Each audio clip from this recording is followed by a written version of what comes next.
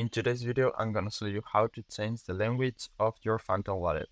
So you probably know about Phantom wallet already, but it's the most popular wallet for Solana coins, and it also supports Bitcoin, Ethereum, and Polygon. The process to change the language is very easy, and I'm gonna show you how to do it in just a few steps. So the first thing I'm gonna do is go to my Phantom wallet. In my case, I have the browser extension, but this works for the phone application as well. So once you open it, you need to go to the top left corner, click here and go to settings.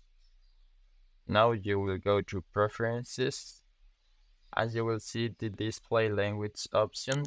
Click here and you will see a huge list of different languages you can choose.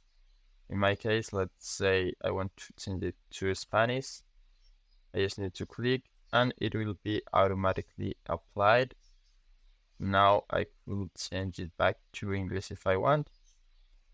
And that's how easy it is.